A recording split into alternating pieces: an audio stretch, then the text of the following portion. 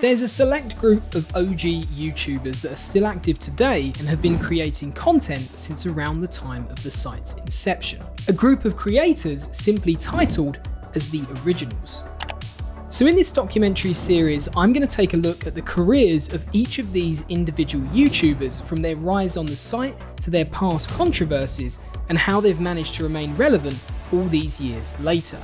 In this first episode of the series, I'm going to delve into the life and career of one of YouTube's greatest creative minds, Brandon Rogers. A man whose comedic brand is built around satirical skits that are jokingly titled as offensive, but has that brand of comedy ever crossed a line in the past? Hello, on today's menu we have a chicken chopped pork and the miso horny. It's really hard to not offend anyone these days.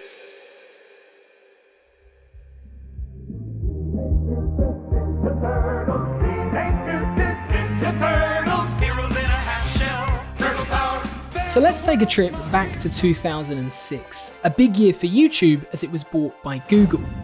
The homepage had a certain vintage feel and was full of people simply having fun, posting videos that weren't dictated by rules or ad revenue. Channels such as Geriatric 1927, Lonely Girl 15, Smosh and iJustine were some of the bigger channels on the site that had started to grow. However, another channel that wouldn't see true growth for nearly 10 years also joined the site in 2006. That channel was named Hot Banana Stud, and its main star was an 18-year-old student named Brandon Rogers. Brandon had an early interest in films and acting from a young age and had started making videos in high school. By the time he set up his YouTube account in 2006, he started posting some of those videos to the channel. So, do you feel safe living here? No. Okay, and if you don't mind me asking, how old are you? How old do you think I am? 52. I'm 39. Just that you look much older. Unfortunately, all of the videos Brandon uploaded in 2006 and 2007 have since been taken down, but the majority of them were of Brandon testing different comedy skits and characters. He hadn't quite established his signature style just yet, and the earliest available video we can currently see on Brandon's channel is an upload titled YouTube's Creepiest Blog. I just want to let you all fellers know that my new series, Fameworthy, will be uploaded on schedule. It's just that now that I have to watch my money, I have to cut back on the frame count in my videos. While videos like this didn't gain any success at the time, there was one that eventually would. In 2008, Brandon introduced a character named Grandpa. Little did he know that this persona would go on to change his life many years later. The hell is all of this? Get your homework done and pick up that frog. Will you please pull your pants up, boy? Your dick looks like a goddamn amputee. As Brandon's channel wasn't gaining much growth in the early days, he decided to try his hand at setting up a few other channels in 2007. One called Brintro, which was mainly random comedy sketches, another called Barbisha, which only ever had one video posted to it, and another channel called Pranky Boy. Pranky Boy was the most successful of his other channels and was mainly videos of Brandon making prank phone calls. However, his focus would be on his main channel, Hot Banana Stud. He would dedicate his time to a new series called Theatre Class, which would end up being one of his longest running web series, and it was here that he would start to gain some recognition and an online following. In the mockumentary series, he plays the main character, a teacher named Mr. Rimmer, who decided to teach a semester of theatre arts at a college. My name is Alex Rimmer. I have been a Hollywood regular now for about 7 years. And, well, you probably saw it a couple months ago on TV when I reacted a little bit more heavily than I should have on a talk show. And I'm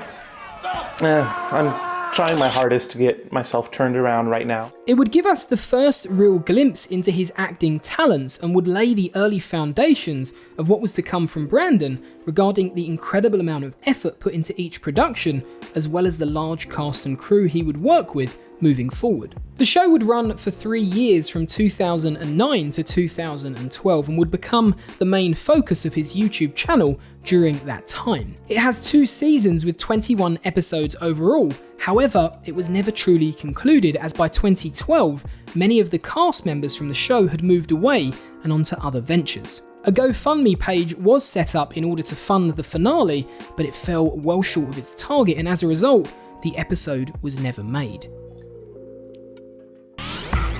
Hello.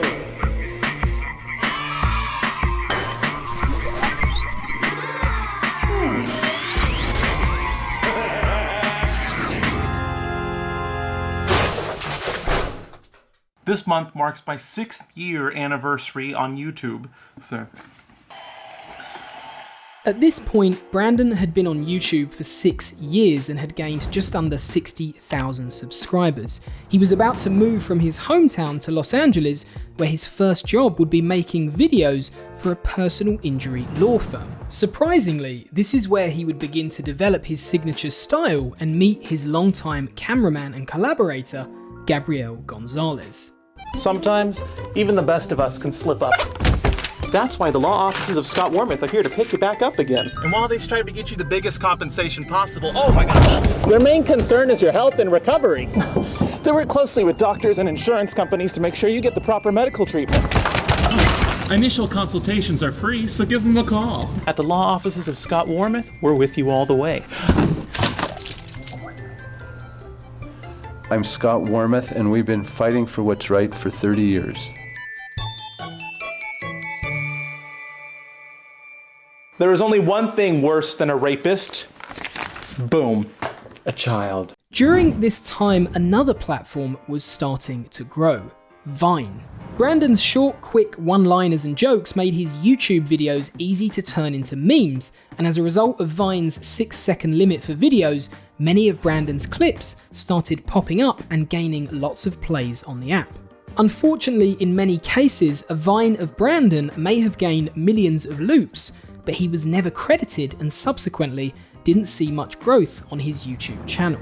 However, things were soon about to change. In October of 2015, a clip from his video Grandpa Hates Valentines was uploaded to Vine. The video had been posted to YouTube 6 months earlier, and the famous clip of Grandpa saying, "Try me, bitch," to one of his grandkids after they throw candy at him became a hugely popular catchphrase on Vine.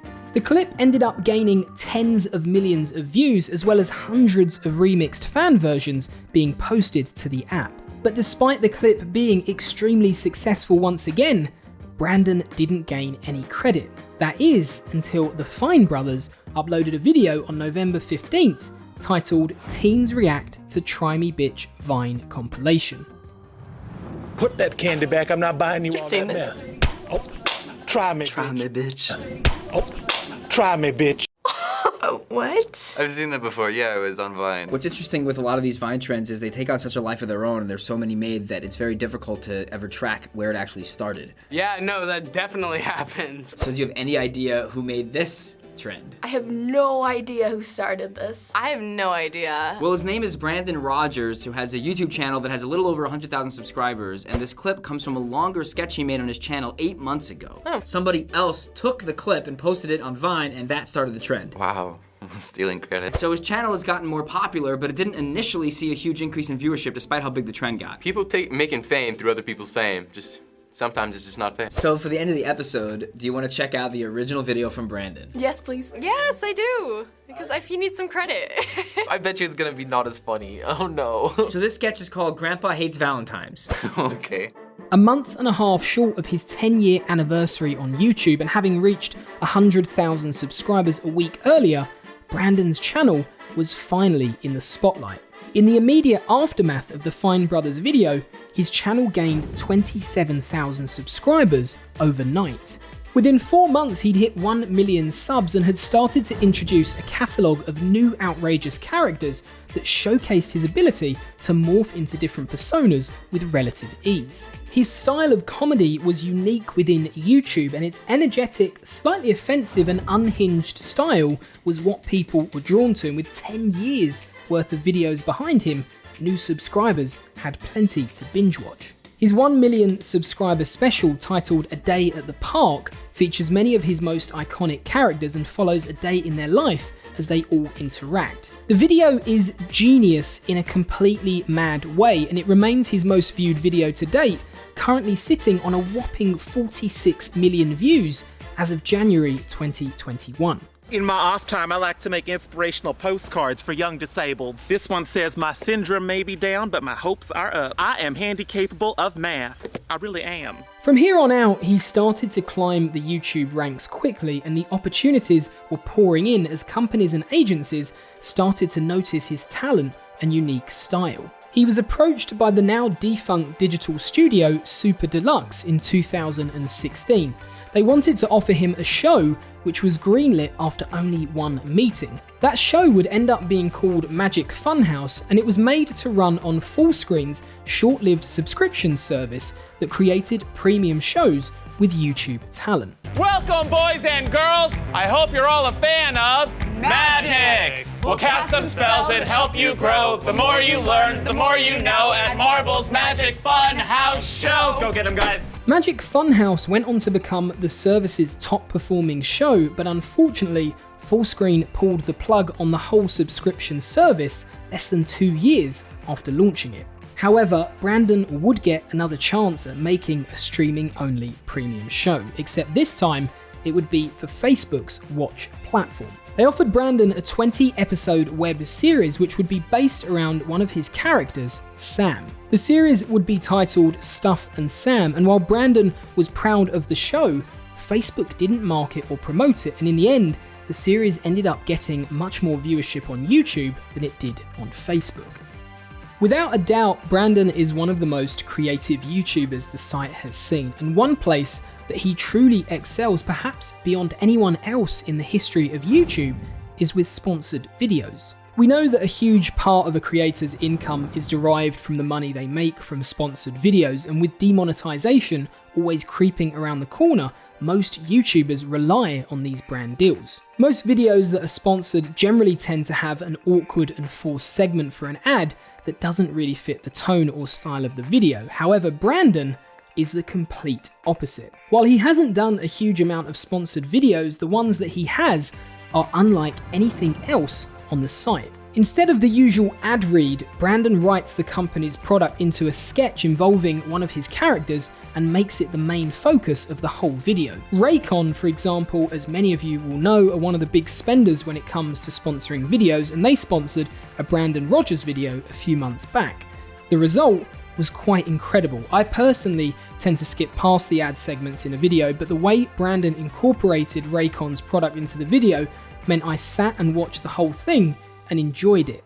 I use my sense of smells, listens, feelings und tastes to review the everyday E25 by Raycon. And now, you got to always be making noise or I don't know where you are. Now then, let us begin with its sleek and stylish appearance. Once it is inside your body, it is like having two friends whispering secrets in your ear holes. Brandon's tactic of showcasing Raycon's headphones in this way meant that in effect, the company were able to gain far more exposure through a video like this than a typical 30-second ad read at the start of the upload. So the question is, why aren't more brands sponsoring Brandon Rogers if they can effectively get a full commercial for their products? Well, his whole channel is built on a particular brand of comedy that pokes fun at different stereotypes and groups in a satirical way.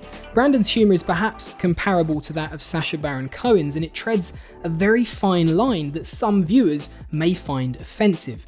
It's here that many brands on YouTube are slightly more inclined to sponsor a family-friendly or less edgy channel. But causing offense isn't something that Brandon shies away from. In an article from 2018 titled "Brandon Rogers Doesn't Care If His Comedy Offends You," he speaks about whether people have taken offense to his videos in the past. While the article's title is slightly misleading, as Brandon is never actually quoted as saying he doesn't care if it offends people, he does go on to say, "The world is a tricky place because it seems like we're much more easily offended today more than ever. But I feel like my videos are just so over the top, you really can't begin to take them seriously. I hope that they're a refreshing change in this very stilted and kind of walking on eggshells society that we've become recently." So for those who may be easily offended by his content, Brandon does have plenty of warning signs before you even get into the video. His thumbnails regularly have the word offensive written in all caps in the title, and he also occasionally has a title slate at the start of a video warning viewers about the content they're about to watch. But has Brandon ever truly overstepped the mark with the offense he may have caused? For some of you in your mid to late 20s or older, you may remember a popular internet character from the early days of videos on the web called Charolade. For those of you who don't know who Charolade is, she was one of many characters played by a guy named Billy Myers, who was a friend of Jeffree Star in the early days of his career. Billy used to dress up as different women and make prank phone calls. However, his most famous character was Charolade. The character he was portraying was meant to be a black woman, and he would play the character using racial stereotypes, and on many occasions would even dress up in blackface. Jeffree Star's close friendship with Billy Myers would come back to bite him, as videos surfaced a few years back of the two of them being extremely racist in past videos towards black people. While nearly all of the most offensive Charolade videos have been pretty much wiped from the internet and Billy Myers seemingly has vanished without a trace, there are still a few small remnants that remain. 15 years ago, this sort of content wasn't uncommon on the internet, and while a look back on it shows it to be incredibly offensive, it still managed to gain a large fan base, something you can still find today via hundreds of comments and posts on social media. Amongst the people included in that fan base of Charolade was Brandon Rogers. As I mentioned earlier, alongside his main channel, Brandon set up several other channels in 2007, Pranky Boy, Brintro and Barbisha. In a similar fashion to Billy Myers, Brandon would start making prank phone calls under the channel name Pranky Boy. He even collaborated in videos with the character Charolade. In these prank calls inspired by Billy Myers, Brandon would also pretend to act as a black woman, and a look back on these videos shows them to be extremely offensive and undoubtedly racist. Well, hon, don't be breaking the law or anything like that. I think I saw one on the other side over there if you want to go back. Oh my Lord, girl. Don't break the law. Well, but I have to break the law by obligation because I'm black. Well, what sense does that make? I don't make sense. I'm just too ebonic to make sense, baby. Because you're black, you have to break the law, honey? Oh, you just called me up to... Why would you say that? Because they make me angry as hell. Break the law? They make me so angry. Okay. All right, well, what does that have to do with the color of your skin? Because it made me so enraged. Because one day he threw a curling iron at me. I believe the curling iron was on, but it burnt my skin. But you couldn't see it because I'm so black. One of the characters Brandon would take on in these phone calls would be named Barbisha Jackson. Pictures of Brandon dressed in blackface portraying Barbisha can still be seen online. Images on Twitter are still visible, and one still remains on Brandon's old Facebook account. The channel Pranky Boy, which has just over 19,000 subscribers, has since been renamed to Brandon Rogers and has had all videos taken down. However, a look back via the archives shows that the background image used on the channel's page from 2010 to 2012 was Brandon dressed in blackface portraying Barbisha. We can also see one of the thumbnails from a video posted in 2008 to the channel titled Mrs. Whitey and the Jacksons once again shows Brandon dressed in blackface for a comedy sketch. This type of content is in no way representative of Brandon Rogers and his channel as of today, but it once again raises the question of can you demonize someone for what they've done and said nearly 15 years ago? There seems to be this ongoing pattern of OG YouTubers that have made highly questionable and offensive videos in their past. Shane Dawson, Jenna Marbles, and Jeffree Star are good examples of this, so it's interesting to compare how these three responded to their own past controversies. In 2014, Shane Dawson finally responded to a section on social media that had been calling him out for years after he made racist videos where he was dressed in blackface. His video titled "My Apology, Blackface and Offensive Videos" is one of the earliest examples of an apology video from a YouTuber. Shane, of course, after this was still widely accepted in the YouTube community and went on to become one of the top creators on the site, gaining over 20 million subscribers. That is, until the more recent drama where other allegations of offences were brought up from his past. Jeffree Star was forced to respond to allegations of racism in 2017 when old videos resurfaced of him using constant racist slurs on a night out with Billy Myers. Another video of him and Sherolade on a call together also came to light, where he states he wants to throw battery acid on a black woman in order to lighten her skin. Well, maybe if she wasn't wearing the wrong foundation color, I wouldn't have to splash no battery acid. I wanted to lighten her skin tone, girl. He uploaded a video on the 20th of June 2017 titled "Racism," where he addresses the situation. Jeffree apologises for his actions and speaks about how in 2005 he was a hateful and depressed person as a result of not being accepted by society. He then readdressed the whole scenario 2 years later in Shane Dawson's documentary series and apologised once again. Despite the controversy behind Jeffree Star, the launch of his makeup palette with Shane Dawson in 2019 went on to become the biggest e-commerce launch in the history of the internet, according to Star himself.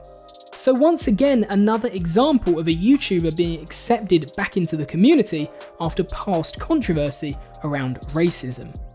Lastly is Jenna Marbles, the most recent of the original creators to address past videos regarding racist stereotypes. While Jenna hadn't received nearly as much criticism or people calling her out online in the same way Jeffree Star and Shane Dawson had, there were a handful of people on social media that had been asking her to address two videos she made in the past. One where she imitates Nicki Minaj and another where she sings a racial slur. While both videos had been made private many years ago, she addresses the situation and apologises for the offence she may have caused. In an unexpected move for a YouTube apology video, she even brings up other content that she's made which she believes may have caused offence, despite these videos not even being called into question. The end result of the video, as we all know, was that Jenna Marbles decided to leave YouTube indefinitely. Jenna's apology video, in comparison to Shane Dawson and Jeffree Star's, was far more sincere and genuine, and as a result of that video, it feels as if that is now the standard we should hold creators to when addressing their past controversies. Because of what she did, there's a certain expectancy that influencers with these older offensive videos should perhaps come forward and admit their wrongdoings and apologise, as opposed to waiting for their fans to find out via social media and feel slightly betrayed. So let's look at how Brandon Rogers has gone about dealing with these past videos in comparison to the others. Between July of 2019 to July of 2020, Brandon deleted over 17 million views worth of videos on his channel. Some videos have also had certain offensive scenes cut out of them, specifically in a few episodes of his series Theatre Class. So much like those before him, all evidence of the most offensive videos has been removed, and seemingly, the multi-channel network BBTV that represents Brandon will strike down any of these old videos that may pop up online with a copyright claim. An interesting tactic to make sure these videos stay hidden. So while Brandon hasn't publicly addressed these older videos, deleting them does seem like the correct thing to do, as they would have caused offense to a lot of people. But perhaps the real question and moral dilemma is, does he need to address it when no one is calling for him to do so? While researching for this video, I found some things that are certainly very questionable from Brandon's past, and while a person should be accountable for their past actions, there's no doubt that what someone said and did 12 years ago, within reason, may not represent their views today. Many of his videos that would be deemed offensive weren't uncommon on the internet at that time, and weren't called into question in the same way they are now, as we've seen from the examples I listed before. But nonetheless, it is still disappointing to see this from a YouTuber that many people admire and look up to. I myself am one of these people. I came across a picture on Brandon's old MySpace page from years ago that caused me to feel that he had truly overstepped the mark once again. In the image, Brandon is dressed as a Jewish man. The Jewish man is bending over Hitler, who is also portrayed by Brandon, and the caption reads, "F the Holocaust." It's possible there is more context to this photo that I'm not aware of, and I understand the play on words and comedic direction Brandon was trying to take, but once again it crosses the line. As someone of the Jewish faith, it did cause me to question exactly what this picture was. However, instead of jumping out of my seat in typical YouTuber fashion and pointing fingers and tweeting about it and calling Brandon out to be cancelled, which to me feels the wrong way to approach this, especially considering it was over 12 years ago, I instead decided to reach out to Brandon to see if he would have an honest and open chat with me regarding his past videos. Unfortunately, I wasn't able to gain any time with Brandon regarding these issues despite reaching out to him and his manager. So Brandon joins a long list of many other creators before him who have had moments in their careers around racist controversies. These aren't just the original creators I listed earlier, but people like David Dobrik, Trisha Paytas, PewDiePie and Keemstar, to name a few. And despite the initial backlash in all these cases, they all survived and have all gone on to even greater fame and popularity on the site. The reality is, what's deemed okay today could be deemed offensive in 12 years' time. In most cases, the person that you were 12 years ago is more than likely very different to the person that you are today, and I believe that is an important factor to consider when looking at everything I've documented in this video. So to bring this video to a conclusion, of all the original creators I'll be covering in this series, Brandon's journey on YouTube is simply unique. The fact it took 10 years of uploading to gain any real recognition across the site is unheard of and takes some serious dedication to the cause. Brandon Rogers has carved out his own corner in the comedy genre that represents the very weird side of YouTube, and his crazy yet incredibly creative comedy skits and outlandish characters have become his trademark on the site. It's that talent that has led to larger companies like Facebook and Fullscreen to recognise that uniqueness and put their faith in him to front their original series. Regarding his past, it would have been good to get a statement from him just to clarify his feelings towards these old videos, but it wasn't to be. But perhaps the main lesson to take away from this documentary is that nothing is ever truly deleted from the internet, and it will most likely resurface if you are an influential person on the web. Therefore, it may be best to address these things voluntarily and be honest about them before they come back to bite you. Thanks for watching this first episode of the series. I'll be making the rest of the videos over the course of this year, so keep an eye out and subscribe if you want to see more. Thanks again for watching.